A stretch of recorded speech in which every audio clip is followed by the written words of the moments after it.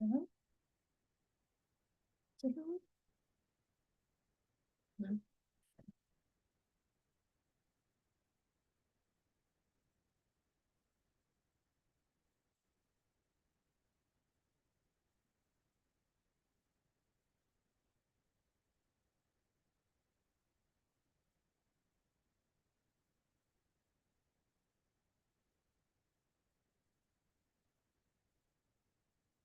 Okay, Shabbat Shalom, everybody.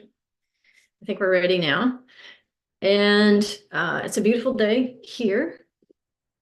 Uh, this will be my last day here for a few weeks. I'll be headed to the Creation Gospel training, teacher training, and our leadership retreat in the morning. And then I'll be continuing on to Kentucky, being there for a few weeks. And then we'll be headed back to Texas, or I will meet Alan in Texas to attend his mother's memorial service. And then we'll be coming back here. And I'm not sure how long we'll be here before we pack everything up and head back to Kentucky for the summer. So I don't ever like to be separated for that long. Especially since he's going to have the dogs on his hands all by himself, all three of them. But hopefully the time will pass quickly, and that'll give me time to get home and get some chores done and get the taxes done, right? You don't want to prolong that. It's one of those unpleasant things you need to get out of the way. All right, so let's get started.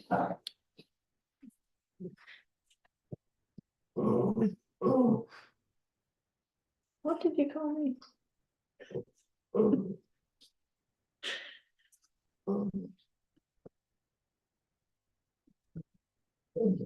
So today, what I'd like to do is to start us thinking about Passover. Right? It's not too soon. In fact, if we're just now thinking about Passover, we're probably behind, because Passover, it's like Sukkot. It's one of those feasts that requires a tremendous amount of preparation. If you wait until Purim to start planning for Passover, you probably are already behind. The first Passover in Egypt really didn't require a huge amount of preparation, but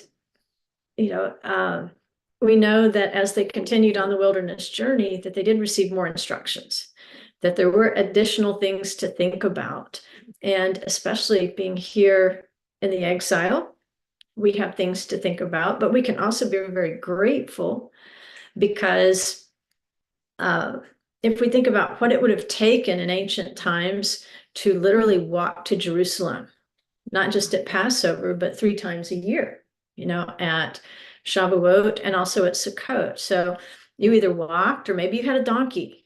Maybe you were fortunate enough, you had a donkey you could ride.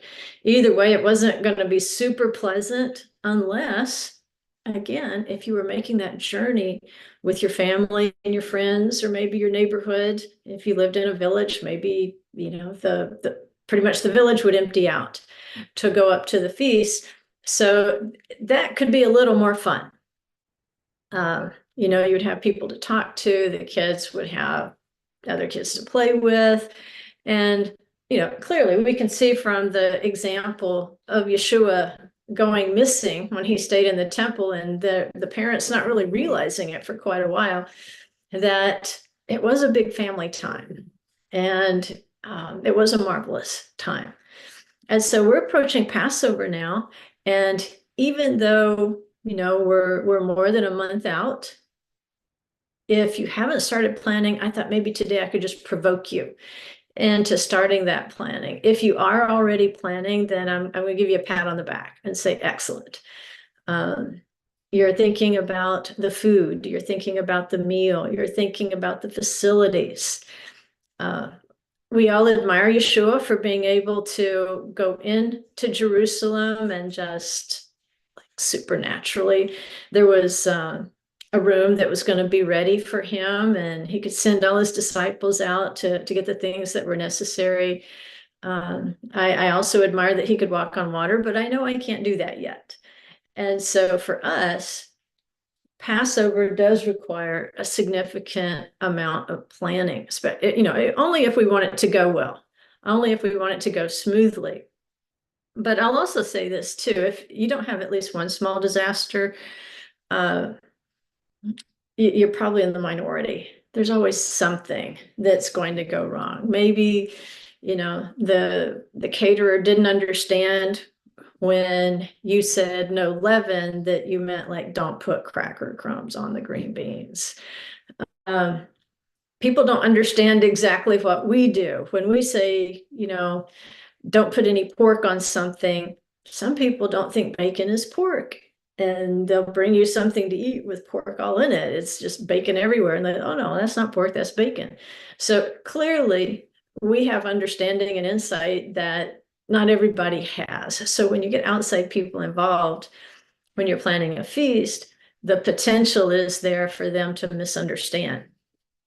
And so just kind of plan for a disaster too. If in your planning, plan for at least one disaster. And that's usually the way it goes. At least one big one, and maybe some minor ones.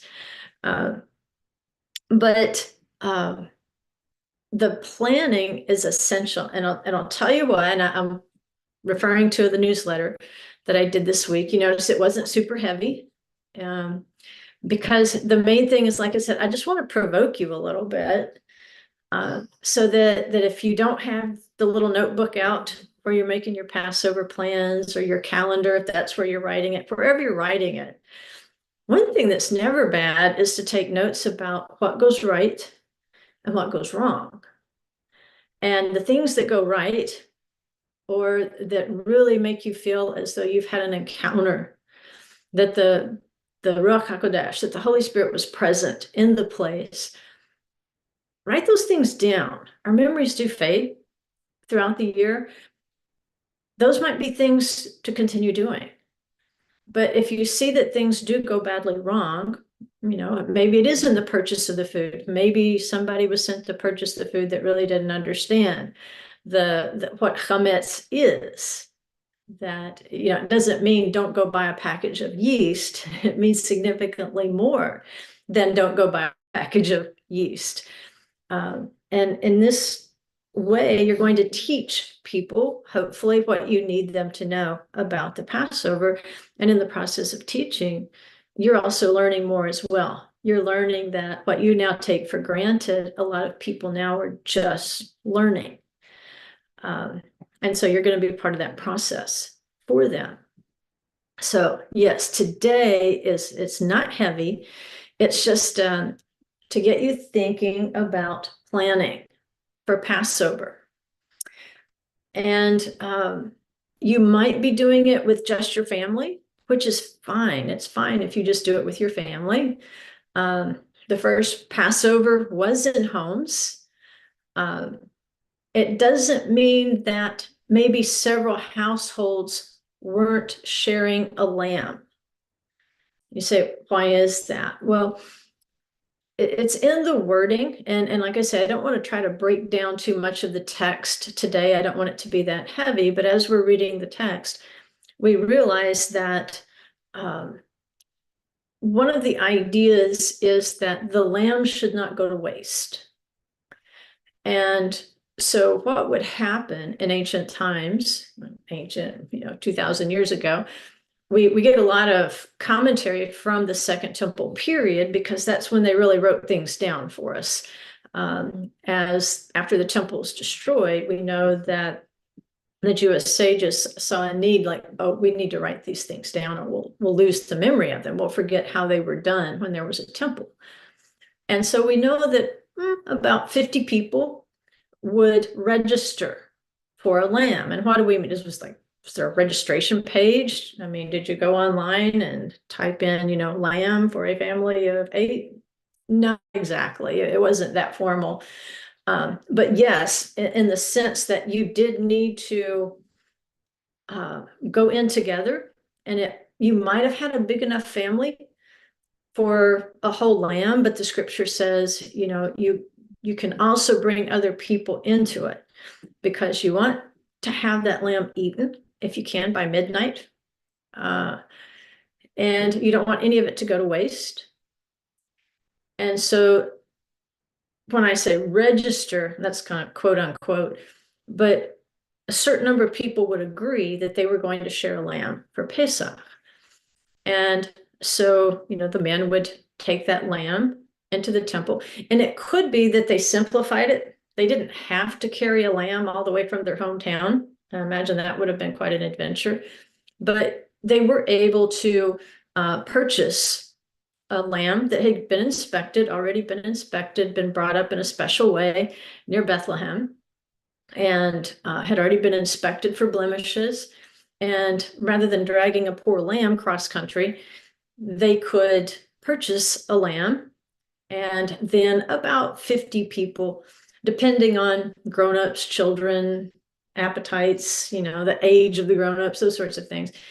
They knew about how much people would eat, and they would go in together to purchase a lamb that would be sacrificed. The men would take the lamb in to be sacrificed, and then they would go back and basically barbecue it. And so you can imagine it would have been like tremendous tailgating in that day and time, because not everybody's going to be indoors. They're going to be basically roasting the lamb in these big outdoor ovens.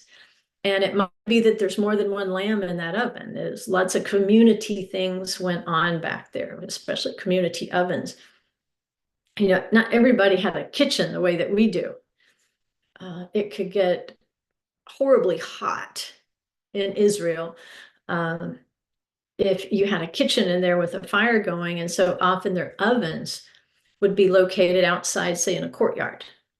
And then many people could use that one oven. They would just keep that one oven going all day and pretty much all night. And so you might add your lamb once you had it prepared. And especially with the lambs, there might be special pits that were prepared, especially for Passover, so that you could roast several lambs at one time. And so once the lamb is cooked, then it can be rendered into the smaller pieces. And then how did they eat it? Did they go into a house? They could. Were there probably some outdoor dining experiences? Probably, when you think of the number of people that would have shown up. Probably if you could locate a house or a room, if you weren't from Jerusalem, that was a nice thing to have. So I would think that when Yeshua sent his disciples and said, there's going to be a room prepared for us, that was a big deal. That was a real luxury to travel all that distance and then not have to pretty much just camp out.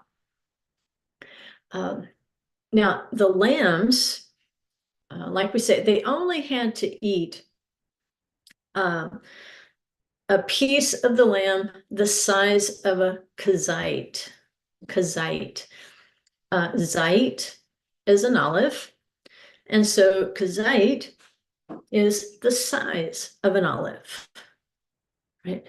The lamb itself didn't form the basis of the meal part of the Seder, because remember, it's a chag, it's a festival, it's a celebratory festival, and you eat at a celebratory festival. So there was a meal that went along with it. That was understood. That's intrinsic within the definition of a chag. But the holiness of it, the lamb itself was especially holy. And every person, as long as they were of a certain age, they needed to eat a piece of the lamb about the size of an olive, and that fulfilled the commandment. And like I say, the celebratory part of the meal, that was really something different. The lamb wasn't going to be your main course. In other words, that's the way I'm thinking to put it. And the idea was you're a sharer in the sacrifice, right? By taking this symbolic amount, you're a sharer, excuse me, in the sacrifice. But the meal itself is something separate, and it still is. When we do a Seder, you say, okay, now we know that they raised these special lambs in the fields near Bethlehem. And we also know when the birthday of these lambs was, so we know about how big they were. You say, well, if it could feed 50 people, that's a pretty big lamb. Well, not if they're only eating enough of it that's, going to be about that big, about the size of an olive. Each of these lambs would turn a year old on Elul 1, the Hebrew month of Elul, right? And they would turn a year old on the first of that month, right, at the new moon. So when they had the new moon festival in the month of Elul, it marked the opening of a window. The lambs, well, actually the sacrificial animals were animals that were tithable. Their birthdays were all Elul 1, kind of like thoroughbreds today. In the United States, a thoroughbred will turn a year older on January 1st, no matter how old it is. So let's say you had a colt that was born on December 31st. Well, he's going to be a year old on January 1st. And that's why if you're ever in thoroughbred country, like Kentucky, you'll see a lot of the colts being born in January, February, March. They're timed out like that so that they can get as close as they can to a year's growth, because in a couple of years, they'll have to compete with colts and fillies their own age. And so if you have a colt that was maybe born in July or August, they're going to turn a year old on January 1st. And that's a huge advantage for maybe a colt that was born in early January, because they've got that much growth when it comes to the competition. So similar principle with tithable animals. They're going to turn a year old on Elul 1. So if we start counting, and Elul is going to fall before the fall feasts, we know that they will fall into that window starting from Elul 1. Now, from then until Passover, you can say this is the lamb of the first year. Right? It had to be a lamb of the first year. So technically, if you want to say, well, what was their specific age? I understand now they've fallen into that window of lamb of the first year. They're going to be somewhere between 6 months or less. All right. You would probably want to find the lambs that were born earlier in that period, as close to Elul 1 and shortly thereafter as possible, because of course it'll be older. It'll have a little more meat on its bones, right? But the good news is, yes, one lamb could suffice for many people. The main point was to share in the suffering of the sacrifice, and not to fill your belly with the lamb itself. That's what the meal was for. But what is so interesting is during Second Temple times, if you didn't register ahead of time to share in a lamb, then you weren't permitted to eat from it. You know how some of us like to, procrastinate, delay. Well, maybe I'll go over here, and maybe I'll go over here, or maybe I'll eat with them, or maybe I'll do this. And we keep procrastinating, and before we know it, the day's upon us. And then you have to rush around at the last minute and say, do you have room on yours? Do you have room on yours? But if they had not done that ahead of time, they weren't allowed to do it, because it was considered such an egregious spiritual oversight. It was like a huge spiritual lapse to wait right up until the time of the feast to do the planning. And that's why I thought this year, let's go ahead and give a heads up and just remind ourselves it's time to start planning for Pesach. We need to have a pretty good idea right now where we're going to spend it, what kind of preparations we need to do, what kind of share do we need to have in this offering as we celebrate.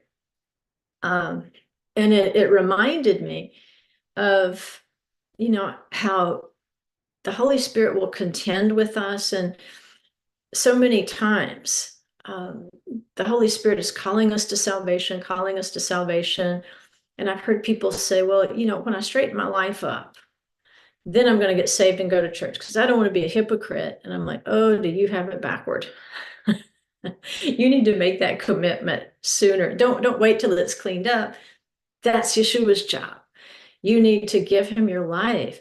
Go ahead and make that profession of faith in him. Go ahead and accept your salvation, and then you learn how to walk. If you could straighten your life up, you don't need salvation. You don't need Yeshua, but you can't. So you're telling me that day's never going to come.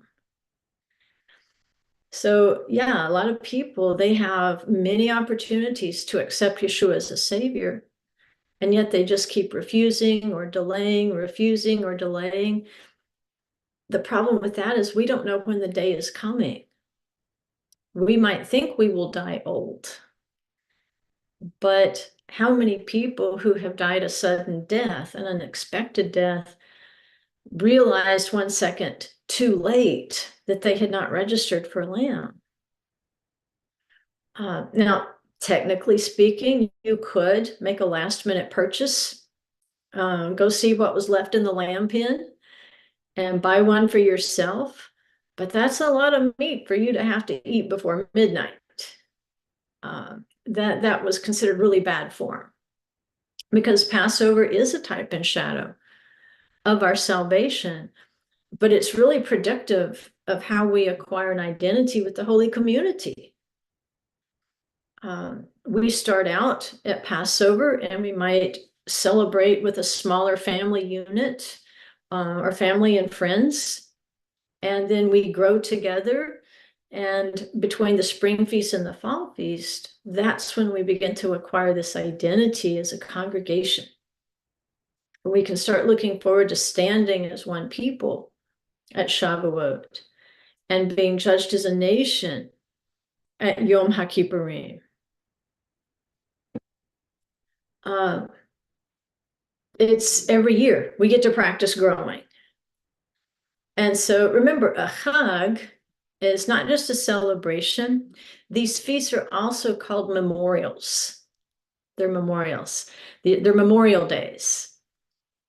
And if you're going to have a Memorial Day, we need to make it memorable, especially for children, because one of the main points of Passover, it says, you shall teach your children in that day. This is what happened to me when I came out of Egypt. You have to tell the story in first person.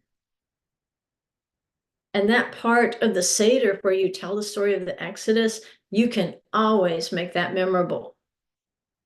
Children should be able to look back as adults, look back to the time that they were children, and be able to tell the stories of the Passover Seders and what was done that year to make it memorable so that they could learn the story of their salvation and their redemption and their sanctification. And so to do that, one year, and it's been many years ago, I dressed up in an Egyptian costume and I was the plague lady. And a lady from our congregation, wonderful lady, Gail Jones, she did my makeup. And she did the full Egyptian makeup thing. And I thought, man, this feels like a lot of makeup. And then when I looked in the mirror, it scared me. Just like, who is that? I look like an Egyptian. And so I planned to make the 10 plagues miserable. I would introduce each of the 10 plagues. And I wish I had some photos from that Seder. in all the planning, we just never planned to take pictures. I guess there's probably some people from our congregation that have photos that I don't know about, but I was just too busy plaguing people to think about pictures. But as I tell you what I did, what you're gonna hear is that's a lot of planning, right?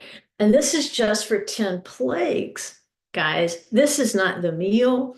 This is not preparing the community center where we held it.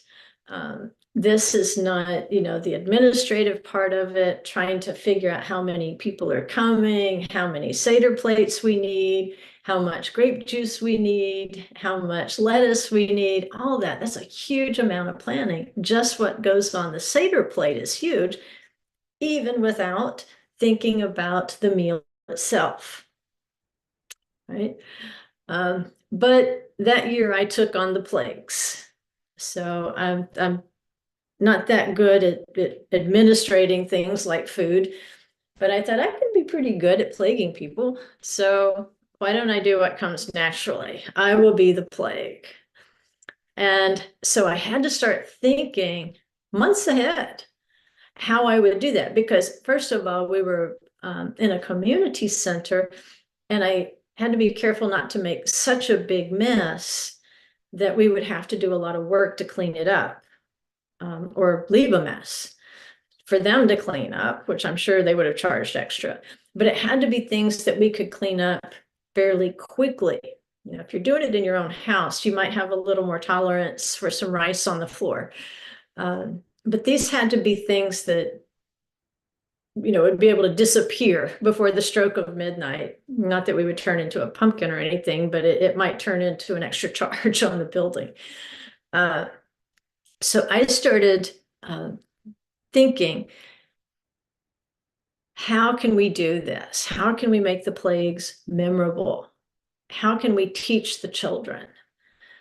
And so what I decided to do is, when we set up the building, I asked that the children from a certain age on up, they have their own seating, kind of the adults were seated around them in a U, and then they were also in the tables turned into a U, so they could sit together to make it easier for me to plague them, because they would have been hard to go from table to table all over the room and terrify small children. So let's put all the children in one place, and they're much easier to terrify. So we did that, and then I started planning my plagues. The easiest one was turning the water into blood. So what I did is I got a tall water pitcher, and I made red Kool-Aid. And then I went to the market, and you could purchase a whole fish at the market. And that's exactly what I did. And it was a big fish too. I don't remember what kind it was. But I purchased a big no, it's dead. It's not like in a tank swimming around. It's already dead. I bought a big fish. And then when it was time for that plague, I had dropped that big fish down into the Kool-Aid, and it was a clear glass pitcher. And then I also had another bag where I had gone to Walmart, to the sports section, and they have these little bags of whole small bait fish. They're kind of dried out. They don't look too sporty. But first of all, I went out and I had the dead fish in the Kool-Aid, and I tried to pour each of the kids some Kool-Aid out of that pitcher, which of course that makes them scream, and that's wonderful. And so once I was convinced, no, we don't want any of that red Kool-Aid, thank you very much, I threw some of that dried fish onto their table, just kind of scattered over. And then that one I had to kind of be careful with. You might find an alternative there with maybe plastic fish, because there was one little kid that did try to eat one of the bait fish. I think somebody stopped her before she swallowed. I don't know what kind of fish it was, but you could probably be more creative than I was with the dead fish. But another thing I thought about that I did not do. Didn't have time to do it right because you would have to find kosher fish. And the fish I'm talking about, like gummy worms, I forget what you call it. Anyway, the same thing as gummy worms. They also make gummy fish, but you have to go the extra mile to find gummy kosher fish because a lot of those gummy candies, they're made with pig gelatin. So you have to find gummies that are made with beef gelatin or kosher fish gelatin. But I also wanted to do some red jello with some kosher gummy fish inside. And I wanted to serve that as like with the meal. So they could actually, eat the fish in the red jello and it not be horrifying. Didn't have quite time to get that done. And I'm not sure at this point. I know I have found kosher gummy sharks in Israel.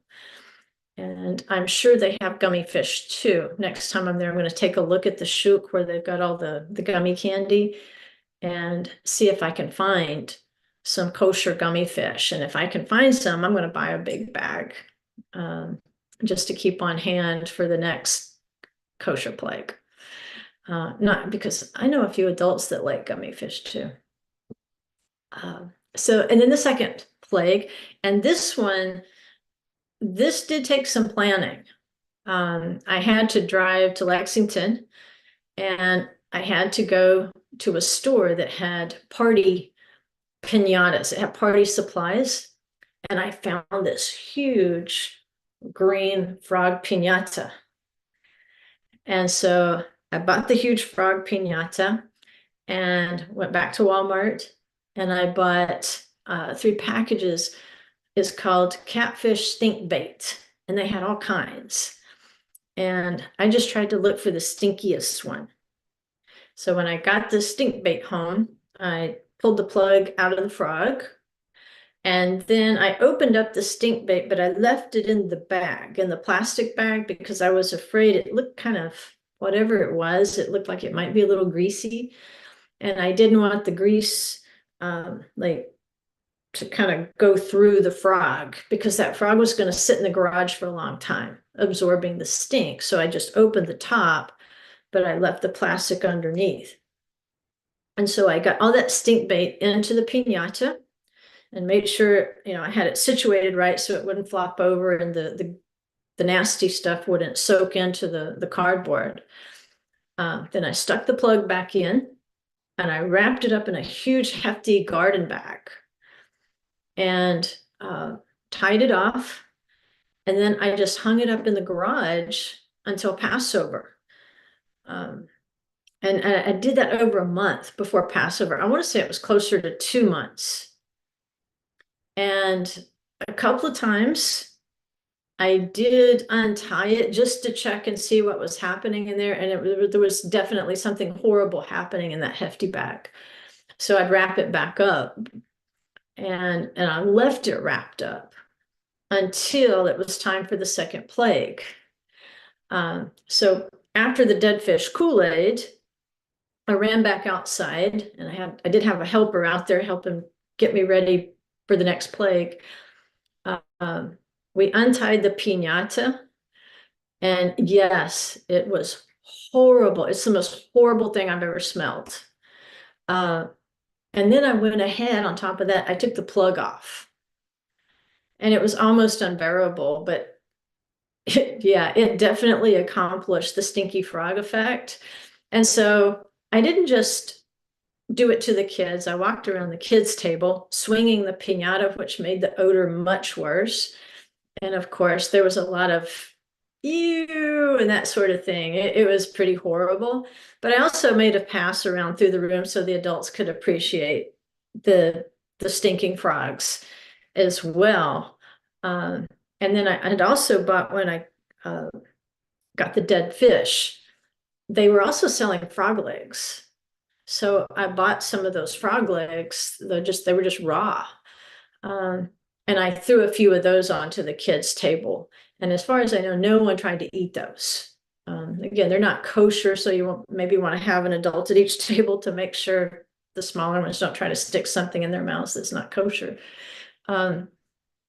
But nobody really even cared about the frog legs because the odor of the frog was so bad. I mean, this was a smell so bad you could taste it. And, you know, if you've never eaten catfish, I would think that just smelling that would cure you of ever wanting to eat catfish. Because if that's what catfish eat, why would anybody want to eat a catfish? I mean, this stuff was rank. Now, the third plague was easy, but you have to kind of go easy. We just used white rice for the lice. In hindsight, I would probably, you know how they do the little bags of rice, maybe sometimes at weddings that are already pre-tied in a tiny little mesh bag. I would think I would maybe pass that out to one adult, you know, at each table, and let them kind of do a little rice throwing so that it falls directly onto the kids' table, because that was a lot of vacuuming afterward. So you might come up with a better idea for lice on that, but the lice rice baby is the easiest one. How you would do that, you know, would you want to sprinkle it in their hair or something? I don't know. They'll scream no matter what you do with it, probably. The flies, again, this one's easy. You don't have to work real hard for the flies. I had gone to the dollar store a few weeks before, and at the dollar store, for yes, $1, you could buy these bags full of bugs. And so I got bags of flies and grasshoppers for the locusts, $1 bag. And you can pass those out again ahead of time to the parents that are fairly close to the table. And so when it's time for the flies, and it's good to keep them hidden until then. You know, of course, if you do it 1 year after that, they'll be expecting it. But the first time you do it, if you have some adults reach in their pockets and then throw the flies, that'll be a surprise. They'll love it. And this, you won't have to worry about cleanup like the rice, because the kids will scoop up the toys to take home. They will take home the plastic flies and the plastic locusts. And if you buy plastic frogs, they'll take those home too. So don't plan on gathering them up to use next year because you'd have to follow the kids home to get those back. That's an easy thing, but there might be other things you could think up with the flies. And again, something else we did, and this was way back in the early days of iTunes. I kind of combed through there, and if I could find a sound effect like the frogs or the flies, when we got down to the hail and so forth, you can find, like, well, they're more than 20 seconds. Back then, I think I had about 20 seconds of certain ones. If you've got a soundboard, if it's a big enough event that you've got a soundboard with pretty good speakers, when you do the plagues, you can have those sound effects play. Right? So the flies, you can get a sound effect for that. The next one was the livestock pestilence. You know, you could get a recording of a sick cow. I mean, the cow may not be sick, but it'll, you know how cows just kind of beller.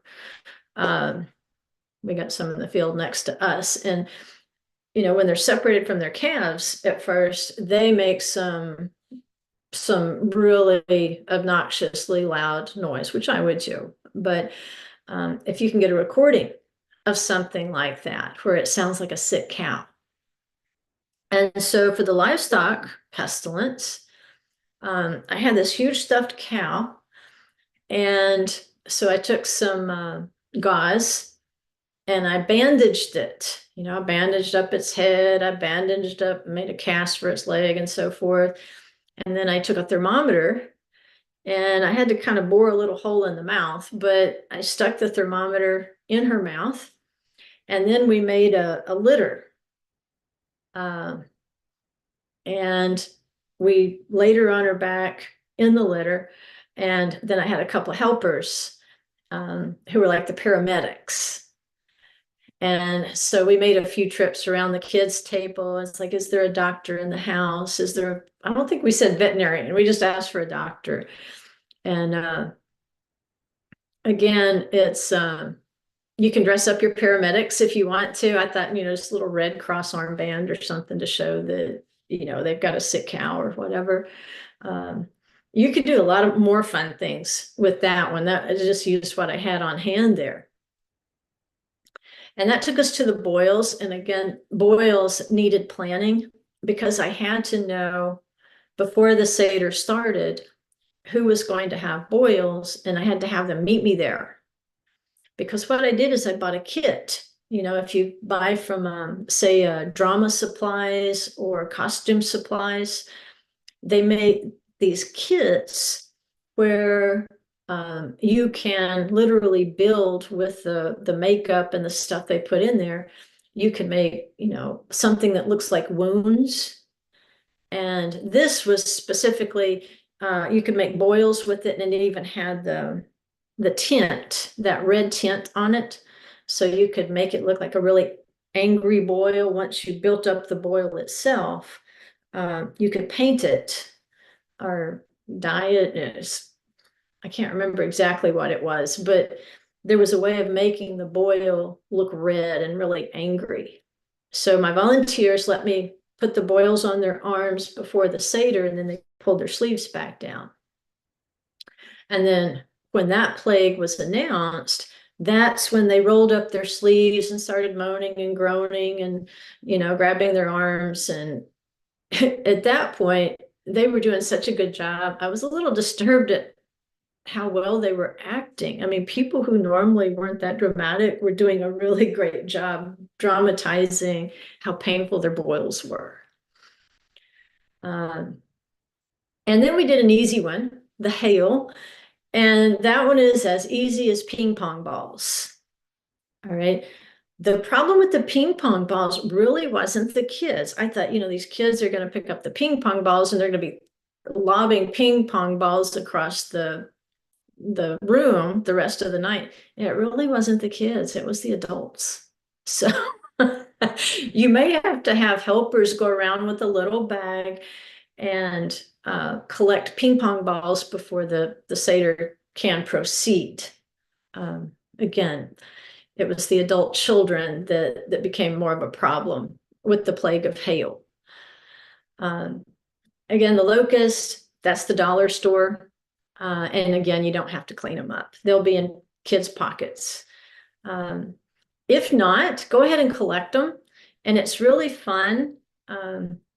If you have a congregational meal, if you have oneg each week, then next week at oneg, go ahead and put, the flies are great ones. Go ahead and put some of those plastic flies into the oneg food and see what happens. That can be fun for all ages. Then the last two, these are the two that can be very memorable because for the younger kids, they can be a little scary. And we don't want to make it too scary for them. I mean, we don't want them to remember Passover as the time that, the adults thought it was fun to scare small children. But we did, I really didn't think through the fact that the hall that we rented had no windows. So when we turned out the lights, it really was pitch dark. You could not see your hand in front of your face. And usually there's some, ambient light you can count on so that you're not in total darkness. And when I cut those lights, I did not realize how dark it would really be. So we cut the lights, which did scare some of the smaller children. And if you have smaller children at that point, maybe you could go get them and put them in your lap if the darkness is coming. And then we just kind of let darkness flow into the 10th plague, which was the killing of the firstborn children. So we didn't cut the lights back on. We left the lights off until the killing of the firstborn. And then beforehand, again, it goes back to planning. You go through and you say, are you, to the men, you say, are you a firstborn? If they were firstborn, then they had to be prepared. When that plague was mentioned, in the dark, the firstborn men began wailing and screaming, and then they staged being dead. So they got to decide, whether they were going to slump over the table, kind of drape themselves back over the chair, fall down on the floor. And again, some of the drama was a little disturbing. I just had no idea that they had it in them. And then when we cut the lights back on, there's dead people everywhere. So you can see, yeah, that was really scary for some of the young ones. So if you think they're really too young for that much drama, you might want to think ahead of time or do something different. You could still get the message across, the teaching across without being that dramatic. But the older kids had a blast. And I think the men had a blast. From what I can tell, the adults were having as much fun as the kids.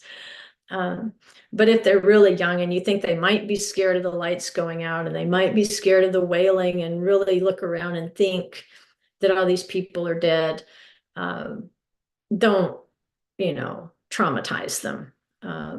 We can traumatize them when they get a little bit older. But yeah, well, I hear that for some of the younger ones, it did keep them awake for several nights. So scaring small children, that's my specialty. So yeah, but what the point is, you can see it took a lot of planning. The plagues didn't just happen the week of. I had to plan months before to be able to pull all that together with sound effects, with the costume, with getting the firstborn men on board, with getting my people with boils on board, having somebody to help me switch out in between the plagues, because that part of the Seder goes pretty fast. If you'll notice, as you're going through the plagues, it's pretty fast. Now, you can slow it down, right? If you're going to do this, it can still be part of your Seder. You say, well, we know we're going to go slow here. But the main thing is the children probably never forgot that Seder. I'm pretty sure most of the adults won't either. And we're not doing it just for fun. We're doing it so that they will remember the teaching. This is what happened to me when I came out of Egypt. And so even in the midst of the fun, they got to feel a little bit of the, ew, the frogs, because you can only imagine piles of dead frogs all over Egypt, how nasty that would have been. Well, we know how nasty one frog piñata smelled. And so you get a little bit of the memory, and you can do it through sight. You can do it through sound. You can do it through smell. You can do it through taste. You can use every one of their senses. Even wanting to, touch the frog legs, that's a dead, unkosher animal, but wanting to touch that or looking at it and say, ooh, I don't want to touch that. The more sensory input they have into it, the closer you get to the commandment, which is, this is what happened to me. You have to have that element of the Seder for it to truly be a Seder. And that's what connects you with the children. The children love stories. They love stories. And so by telling them this story, this is the best scratch and sniff book that ever was, if you can begin to think of things ahead of time to help them not just smell it, but to touch it, to hear it, even turning the lights out, like total sensory deprivation at that point, right? But I know you can come up with stuff, and some of you have already come up with things. I've heard people say before some of the stuff they did at a Seder to play out the plagues. And so anything you can do to help those children remember, this is your opportunity. The window is open for them to learn.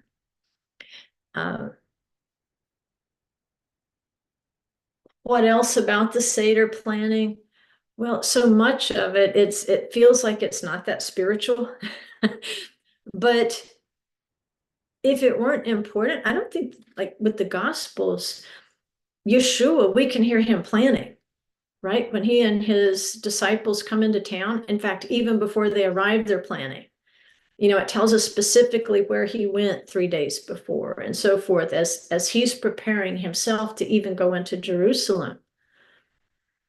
And so telling the disciples, we're going to go here, you're going to see a man carrying a water jar, and then you follow him, and he's going to take you to a room. Even the prayer in the garden, Yeshua knew what was about to come. He's like, we need to go pray. We need to prepare. And so we need to prepare too. If Yeshua had to prepare, we need to prepare. Paul was really, he rebuked the Corinthians because of their lack of preparation. And part of the lack of preparation is they didn't prepare for the people who didn't have enough to eat the meal. Because remember, it's a celebration. And so this is when you have your celebratory meals. You bring the best of what you have. But there were poor members of the congregation at Corinth who didn't have enough. You have to have enough for the 4 cups of wine. You have to have enough to have a festive meal. You have to have, at least in that day and time, you had to have a little piece of the lamb itself. You had to have nice clothes. You didn't come in wearing rags to a feast. And he says, what's wrong with you people? You're going ahead and you're eating and drinking because you have the supplies to celebrate the Passover. And you got people over here who don't have anything. Why are you not waiting for them? In other words, how can you eat while somebody else cannot celebrate? And so he's taking you back to a lot of the rabbinic literature has to do with making sure every single member of the community has sufficient to have 4 cups of wine apiece, can purchase the matzah, can purchase the maror, and can purchase the essentials of a festive meal.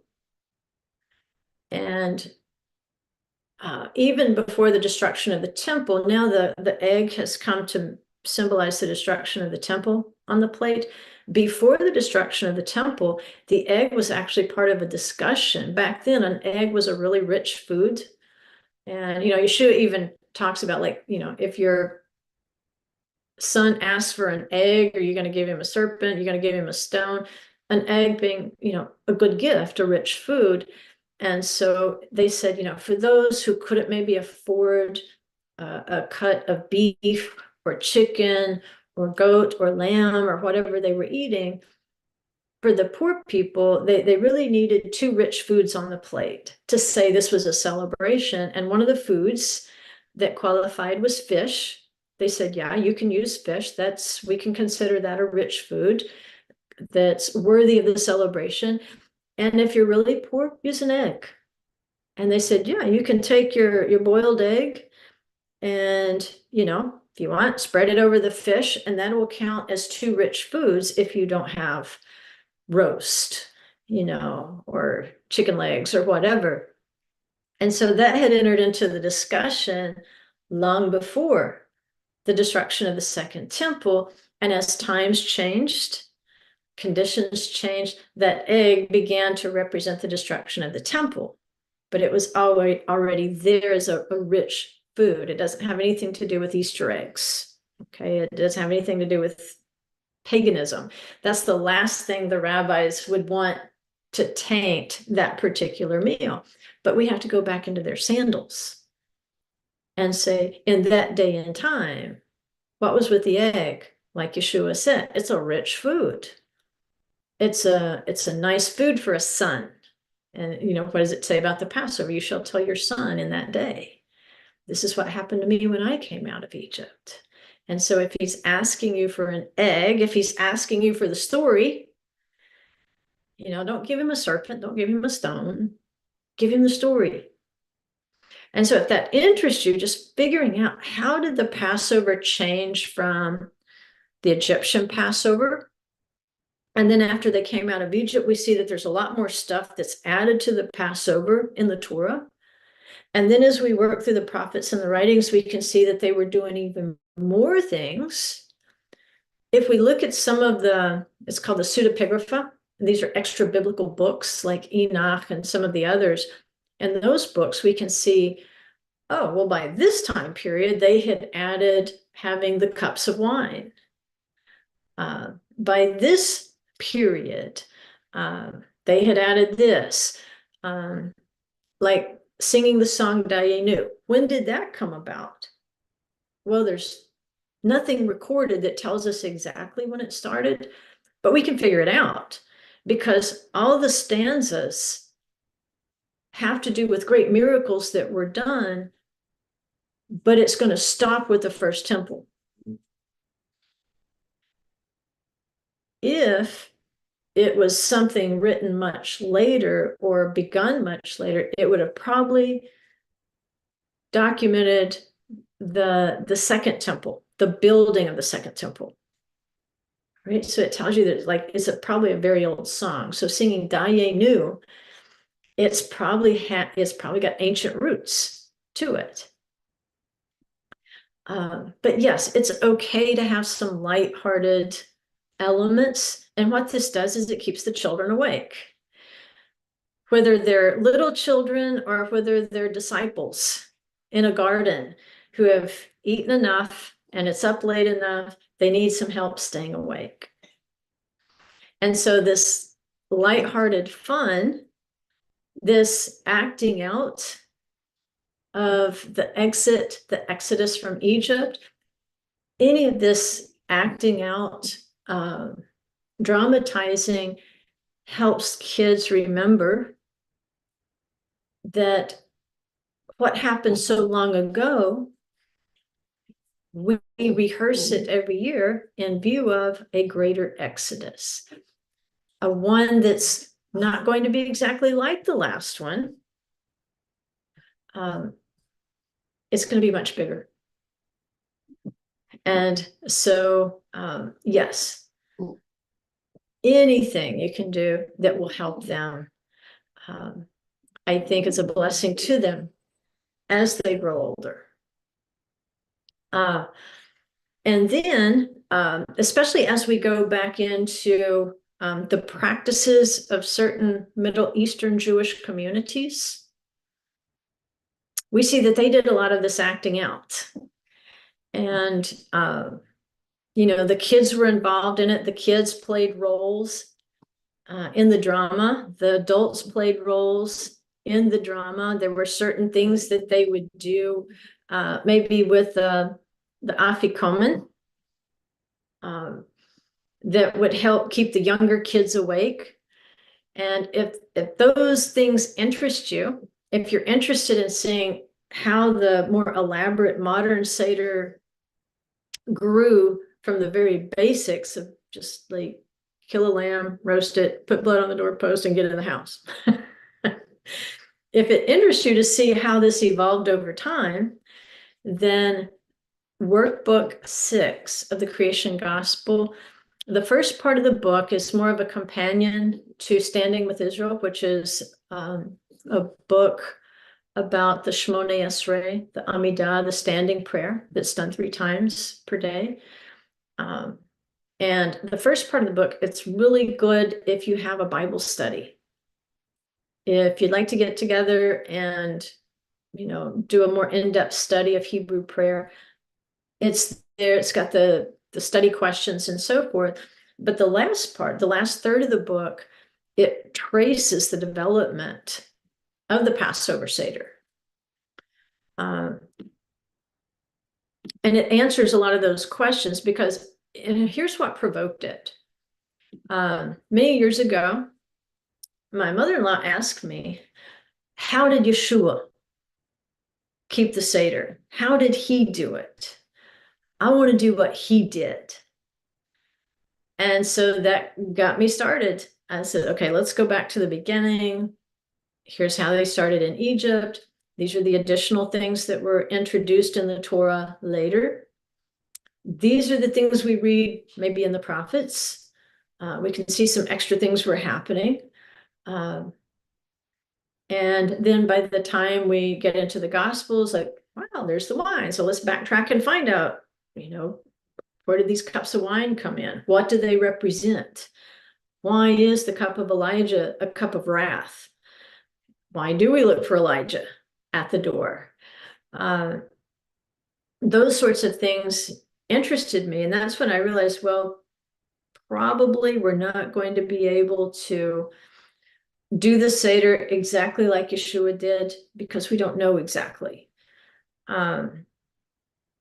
But we can probably get pretty close. But history has marched on since Yeshua was resurrected.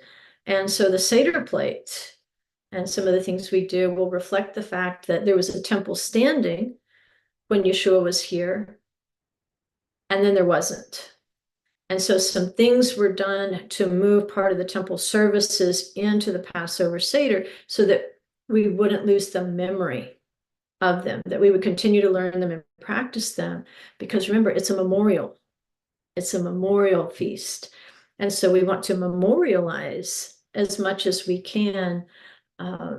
We can't do the literal temple service, but there are certain elements of the temple service that are remembered by certain things in the modern Passover Seder.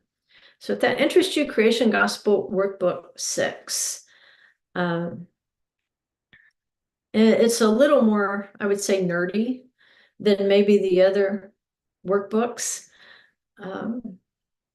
But I think it's nerdy in a good way.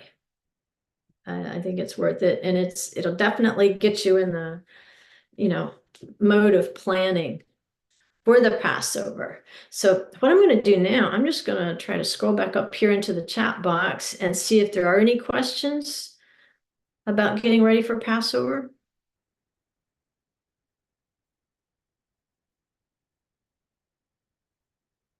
How important is it to keep Pesach in your own house? That's not important at all. It's important that you share the Passover meal. It should at least be your family if it can be. That's not always possible. If you look back, say at temple times, the families all went to Jerusalem, so they weren't having it in their own houses. That's why I say it was probably like a big tailgate party for a lot of them. But if they did have relatives or they could rent rooms or whatever, they could go in together, just like we do today, like having a community center, we go in together and rent a place. You want to, of course, take care of your financial stuff any other day, not on the day of the high Sabbath itself. But people did. They would rent rooms out, or they would just simply share. There's records that some people just opened their homes up for the pilgrims when they came in. But I'm sure there was a lot of camping just because of the millions that would have come into Jerusalem for the feasts. So the main thing is that you share that meal. And, are you trying to hit 50? No, you don't have to do that. But if you can, share it with like kind and like mind. You don't have to do it. You might go to somebody else's house. If it makes it easier, absolutely, especially with the meals.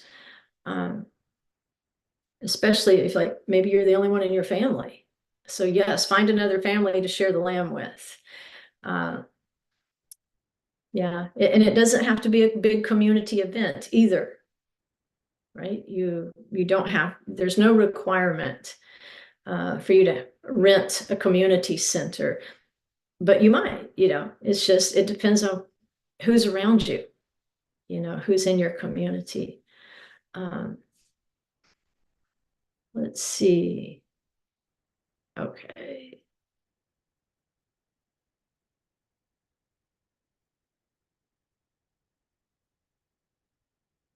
Are you having Passover at OB? We're working on that right now. We're working out our schedule in March, but I'm 99% sure the answer is yes at this point. That's why I'm talking about planning, because we have to start planning.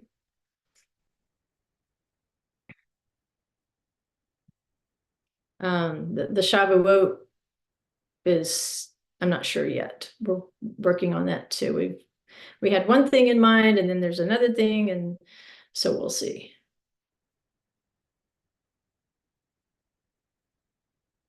Where's the best, easiest place to order shmuro matzah? There is no best, easiest place. It's just what's best and easiest for where you live. Like down in Florida, we were down there one year. I think we took the kids from the congregation down there, and we went into a grocery store, and I'm not kidding you, it was just full of Passover stuff because there was a big Jewish community in that area. Up in Kentucky, Myers, you will usually put matzah out for Passover. I don't like waiting that late. I just like to order it through the mail if I can. I like the straights. Matzah, to me, that tastes the best, but everybody has their preference. So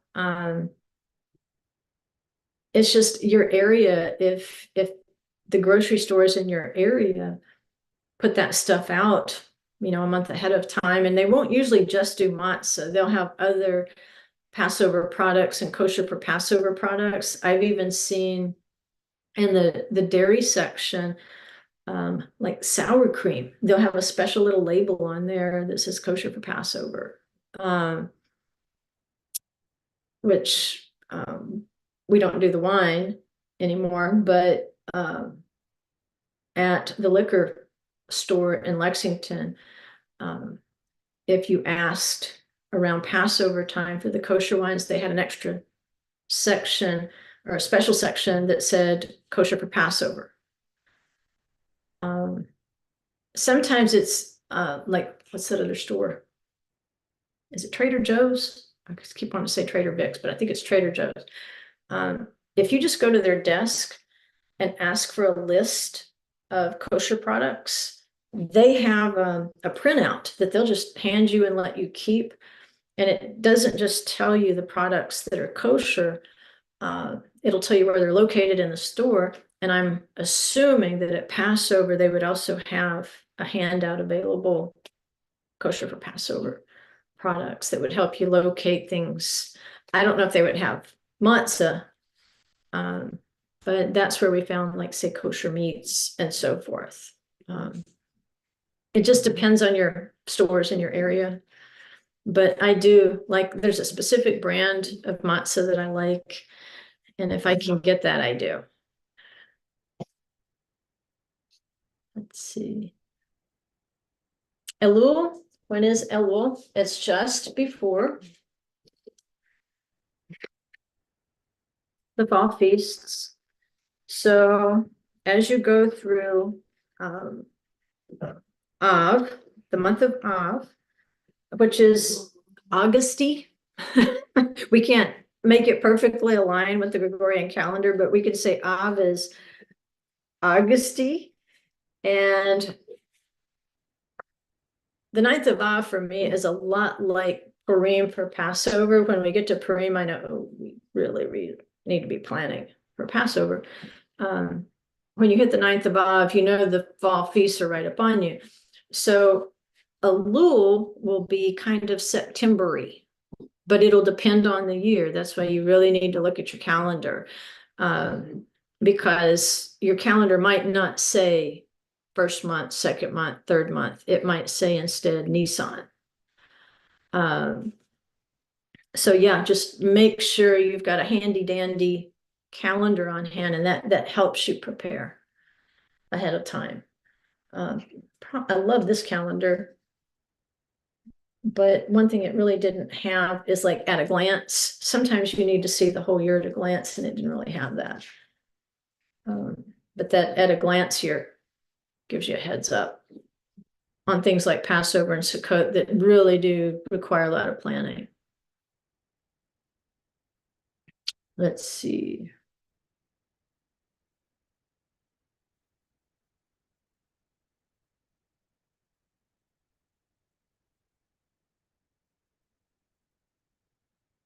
Donna had a good recommendation in there. I haven't read that, but it sounds like a good source. Should you invite those to a Pesach meal that are not in the covenant?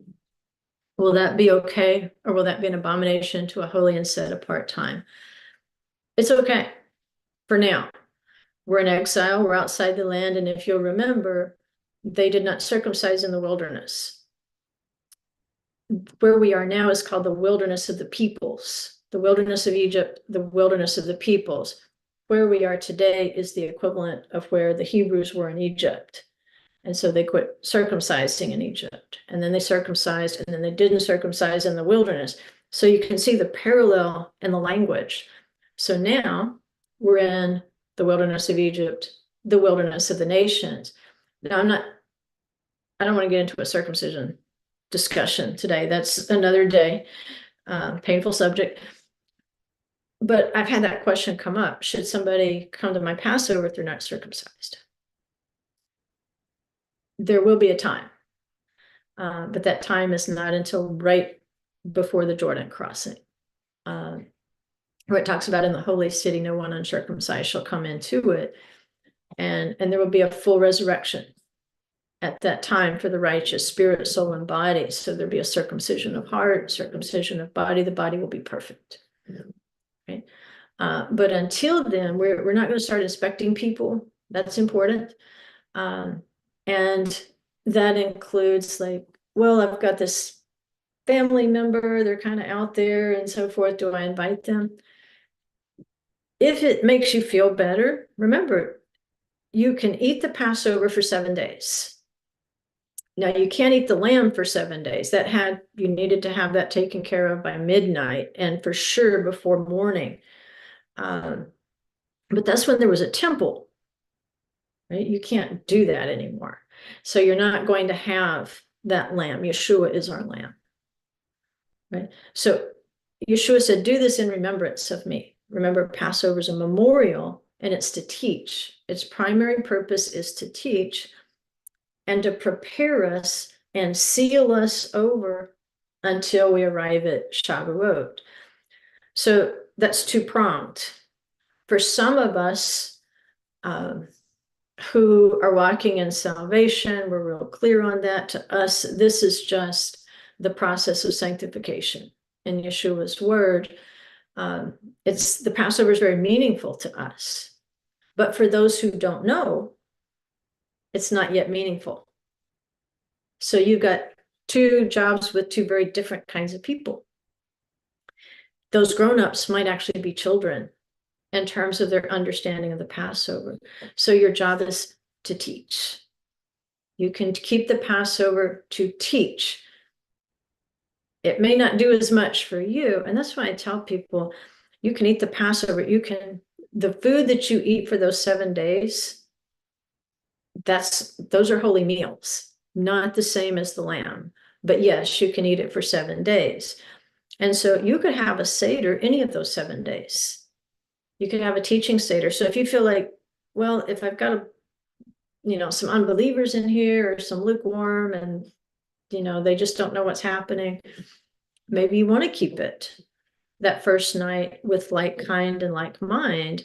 And then the next night, do a second Seder and invite those who don't know, right? And slow it way down. Teach. You might have to skip over certain elements that maybe you would do with people who were more rehearsed in the rehearsals. You might want to do the meal of Messiah on that last night. That's an option too. It's still teaching. But if you can tolerate them at your table that first night, I would say try to invite them if you feel like you can maintain the holiness of the night. If they're going to be respectful of what you're doing. If they're just going to be disrespectful of what you're doing, they may not be ready for any of that. You might need to do your teaching a different way rather than have something completely disruptive. But you would have to know your audience there. I wouldn't know. Now, there will come a time, though, when it would be an abomination, but we're not there yet. Right now, we're teaching. Okay.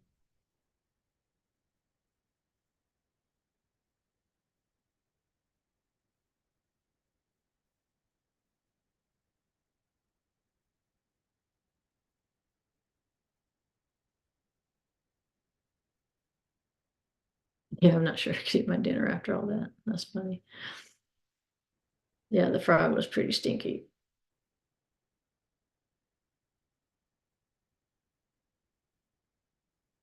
I'm sure there are lots of gatherings in South Carolina and Georgia. I just can't put my finger on one for you. But you might try Gates of Zion in South Carolina. And it's in Columbia. It's not Columbus, it's Columbia, South Carolina. You might try Gates of Zion. But like I say, you want to jump in there early because as they are planning and preparing for the food for everyone, those are things that are planned way far in advance. And you don't want to pop in at the last minute and expect them to accommodate because there may not be enough to go around for everyone in that case. It's definitely something you want to contact people early in order to be included in that.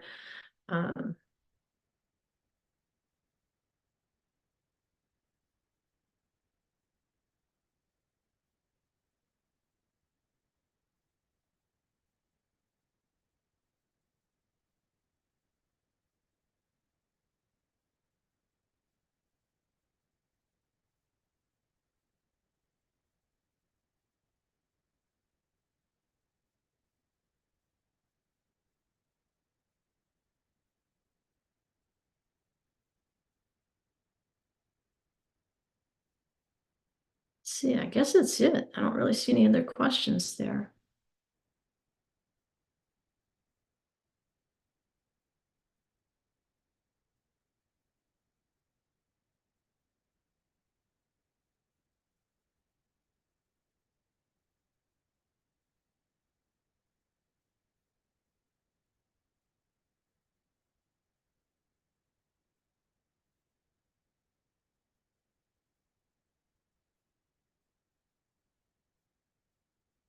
Yeah, you're right, Elisa. There is a fellowship finder for 119 Ministries. Just be careful. I don't know how long, I mean, how often those things are updated. And you might want to check things out before maybe you show up for a feast. I don't think there's any vetting process to get on the list. And so you might want to know more about where you're going and who you're going to be with before the day. Maybe spend a Shabbat or two with them beforehand to make sure it's a good fit for you. But yeah, that's definitely a place that a lot of people go to try to find fellowship in their area. Okay. I don't know if we will have the live stream next week. I'm planning to. I'll say it that way. I'm canceling my classes next week because of the Creation Gospel Leadership Retreat. And then I've got some appointments toward the end of the week. But my plan is to do the live stream next week. So I don't know that will change. But I do plan to be back online on Eastern time instead of Central time. So I'll have to get used to everything being an hour earlier. I kind of like this hour later thing right now. But yeah, I don't see any more questions here. So I think we're good. All right. I hope that helped a little. It wasn't, like I said, meant to be heavy. Just to get us, especially me, started thinking about Passover and getting in contact with the elder in our congregation in Kentucky and seeing, what can we do? How can we help? And that's what we should all be doing at this point, is if we're not actually putting it on ourselves, finding out who is and offering to help.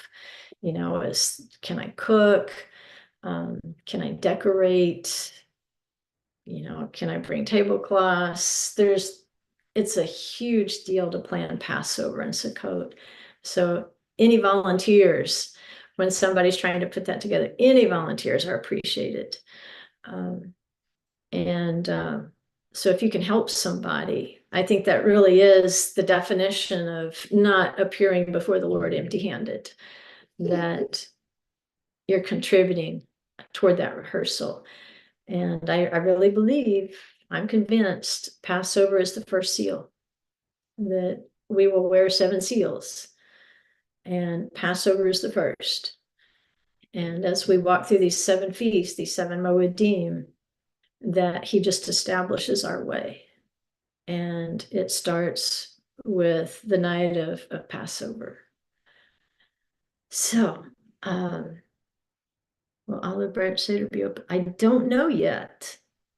We don't usually sell tickets. We usually just count hands. But if you think you're going to be in the area, let me know. And once I find out more, I'm sure it would be fine. It would just be a matter of finding out at this point if there's a plan, what the plan is, and anybody that wanted to come, we could pass that information on to you. Yeah, just email me here in a week or two after I get home, and I should know more. Okay. Although at this point, I have homes all over. That's not a bad thing.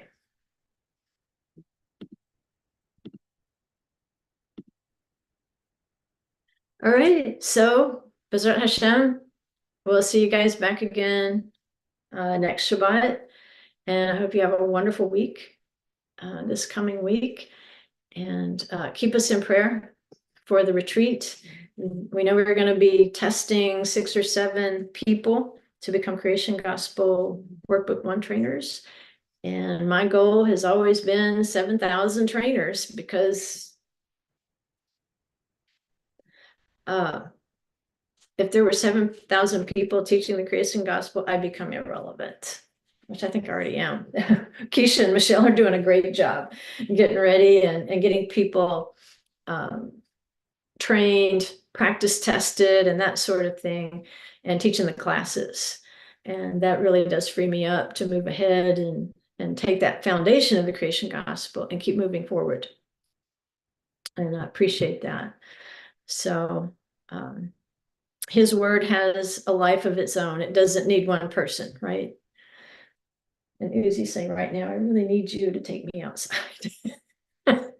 So I'll do that. All right. Love you guys. And B'ezrat Hashem.